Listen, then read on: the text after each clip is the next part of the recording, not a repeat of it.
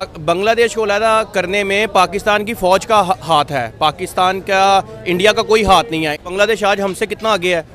जितनी बाहर के मुल्क में इंपोर्ट एक्सपोर्ट होती है वो मोस्टली जो है ना वो बांग्लादेश से हो रही है। अस्सलाम वालेकुम व्यूअर्स, मैं हूं एहसान खान और आप देख रहे हैं हमारा यूट्यूब चैनल एहसान रिएक्शन विद एहसान। व्यूअर्स, आज 16 दिसंबर है। 16 दिसंबर की ही मुनासबत से मैं वीडियो चाह रहा था कि इसके ऊपर बनाऊं, बात करूं, और इसी के ऊपर मुझे एक वीडियो भी मिली। मैंने चाहा कि इसके ऊपर ही बात कर ली जाए। सबसे पहले तो मैं चाहूंगा, जिस तरह रूटीन वाइज पहले वीडियो देखेंगे फिर उसके ऊपर हम बात करेंगे कि 16 दिसंबर 1971, जी हाँ, ये एक यादगार दिन है और इस दिन में बहुत सारी तलखियां भी याद हो जाती हैं। बहुत सारे टूटे हुए दिलों को और भी रंजीदा कर देता है और दिल जो है हमारा वो खून के आंसू अभी तक रोता है। ये बात क्या है, उस दिन हुआ क्या था, इसी के ऊपर एक पब्लिक रिएक्शन लिया गया है पाकिस्तान में। लोगों से पूछा गया है, कोई इसको सियासी मामला कह रहा है, कोई कह रहा है कि ग्राउंड रियलिटी को नहीं माना जा रहा था, शेख मुजीबुर रहमान को एक्सेप्ट करना चाहिए था, कोई कह रहा है कि ये अस्करी मामला था, फौजी मामला था, जिसकी वजह से आज 2 लख्त हुआ, सकूते ढाका हुआ। ये है क्या, सब कुछ जानेंगे, लेकिन पहले ये वीडियो देख लेते हैं, फिर इसके ऊपर बात करेंगे। अगर अभी तक आपने हमारे YouTube चैनल एहसान रिएक्शन को सब्सक्राइब नहीं किया तो चैनल को भी सब्सक्राइब कर दें और बेल आइकन भी प्रेस कर दें। वीडियो को लाइक भी किया करें और कमेंट सेक्शन में आप अपनी फीडबैक से हमें जरूर आगाह भी किया करें। ले जी, सबसे पहले तो हम वीडियो देखते हैं, फिर इसके ऊपर बात करेंगे। 3, 2, 1 एंड क्यों। बांग्लादेश को अलहदा करने में पाकिस्तान की फ़ौज का हाथ है, पाकिस्तान का, इंडिया का कोई हाथ नहीं है। बांग्लादेश तो हमारे साथ से लहदा हुआ है, बांग्लादेश इंडिया से थोड़ा लहदा हुआ है। ये तो मामला हमारे कर लेना कि नजरिया कैद आजम, नजरिया लामा। अस्सलाम सर। वालेकुम अस्सलाम। अच्छा सर, हामिद मीर ने अपनी पीछे प्रेस कॉन्फ्रेंस में ये बोला कि हमें जो हिस्ट्री पढ़ाई जा रही है, हमें बताई जा रही है बांग्लादेश को लेके भी, इंडिया को लेके, वो बिल्कुल रॉन्ग है। अगर हम अपनी हिस्ट्री को थोड़ा सा बेटर कर लें तो हम में भी आज यहाँ ना होते, हमारे स्टूडेंट्स भी बहुत आगे बढ़ चुके होते। क्या कहेंगे आप इस पर? सर, हामिद मीर ने जो क्वेश्चन किया है, मैं उससे किसी लेवल के ऊपर जो ना एग्री भी कर सकता हूँ, किसी लेवल के ऊपर डिसएग्री भी करता हूँ। उसका मसला ये है कि जब इलेक्शन हुए थे, जब बांग्लादेश हमारे साथ था, मशरिक पाकिस्तान था, तो शेख मुजीबू ने जो है ना वो उसके मुकाबले में मेरे ख्याल से ज़्यादा सीटें जीती थी। तो हमारी जो फ़ौज थी उन्होंने बेसिकली उनको उस टाइम प्राइम मिनिस्टर नहीं था बनने दिया। मेरा ख्याल है, मुझे हल्का फुल्का याद है, मैंने थोड़े सा ये कहीं पढ़ा था। देखिए, अगर मेरी राय के मुताबिक तो ये चीज़ 80% ठीक है, क्योंकि ना देखें, इन्होंने कहा था कि जो शेख मुजीबुर रहमान है वो गद्दार है। लेट्स सपोज मान लेते हैं वो गद्दार है, फिर वो गद्दार मुल्क तरक्की कर गया बांग्लादेश, और हम तरक्की के बगैर रह गए। अब उनकी आबादी 16 करोड़ है, हमारी आबादी 22 करोड़ है। ये वो वाली आबादी होती है जो जिनका CNSC नंबर बना होता है। और उसके अलावा मेरे ख्याल में तकरीबन 80 से 90% जो सोशल स्टडी है ना, वो गलत पढ़ाई जाती है। हमारी भी गलतियाँ थी और इंडिया ने भी अलग करवाया। इंडिया ने कैसे? इंडिया ने आग लगाने का काम किया।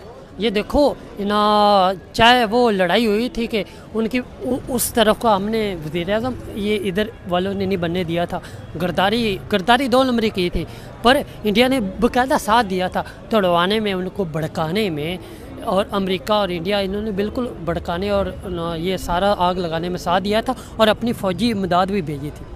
तो इस वजह से जो बांग्लादेश था उनमें ये चीज़ आई थी कि जी हम लोगों ने जब पाकिस्तान के लिए, जब पाकिस्तान जब बना था तो उसमें पाकिस्तान के लिए हक में वोट डाला था, तो पाकिस्तान बना था। तो बाद में जब उनके राइट्स उनको नहीं मिले तो डेफिनेटली उन्होंने अपना जो है वो अपना डिसीज़न लिया था। उन्होंने कहा था हम लोग अपना अलहदा बांग्लादेश बनाएंगे। तो अभी भी कुछ बातें चलती हैं कि बांग्लादेश को अलहदा करने में इंडिया का हाथ है। क्या आपको लगता है? बांग्लादेश को अलहदा करने में पाकिस्तान की फ़ौज का हाथ है, पाकिस्तान का, इंडिया का कोई हाथ नहीं है। इंडिया ने तो देखें, हम लोगों ने पेट्रोल डाल के छोड़ दिया था, इंडिया ने तो सिर्फ तीली लगाई है, तो तीली लगाने से आग भड़क गई, तो बांग्लादेश अलहदा हो गया। और अगर हम अपनी हिस्ट्री की बात करें, क्या हमें अपनी हिस्ट्री को छोड़ के अपने दूसरे मुल्कों के साथ रिलेशन अच्छे नहीं करने चाहिए? अब जो आज सर बहुत करना चाहिए। बांग्लादेश आज हमसे कितना आगे है।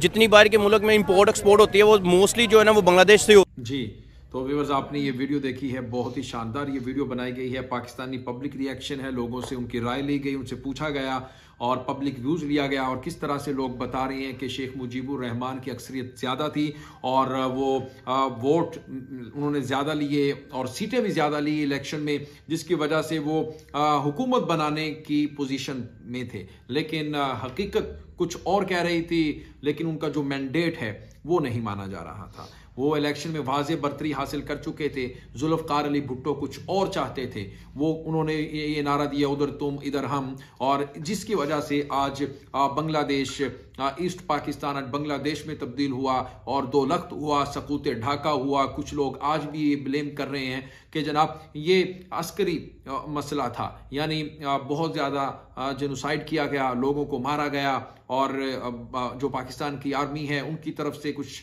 मामला खराब किए गए। लेकिन कुछ लोग ये कह रहे हैं कि ये जनाब हिंदुस्तान ने भी इसके अंदर मुक्तिबानी जो फोर्सेस हैं उन्होंने पाकिस्तान की आर्मी के कपड़े पहनकर, उनकी जो वर्दी है वो पहनकर, ड्रेस पहनकर वो उन्होंने लड़ा ताकि जो बांग्लादेश की आर्मी फोर्सेस हैं उनको ये बार बार कराया जाए कि ये पाकिस्तानी हैं जो आपके साथ रेप भी कर रहे हैं और आपके खिलाफ जंग भी कर रहे हैं। लेकिन ऐसा कुछ नहीं था। सिर्फ 35,000 लोग थे पाकिस्तानी जो आर्मी के लोग थे, जिसकी वजह से उन्होंने 2 से 3 लाख आर्म फोर्सेस, जिसमें बांग्लादेशी भी थे और मुक्तिबानी के जो लोग थे वो भी मौजूद थे। तो इसको लेकर के काफ़ी बातें की जा रही हैं, लेकिन मुझे व्यूअर्स ऐसा लगता है कि इसमें जो सियासी मामला अंसर मुझे ज़्यादा लगता है, एलिमेंट ज़्यादा लगते हैं। क्योंकि अगर बात की जाए तो जुल्फ़िकार अली भुट्टो की, उनको चाहिए था कि जनाब जो मुजीबुर रहमान, शेख मुजीबुर रहमान, शेख हसीना वाज जो इस वक्त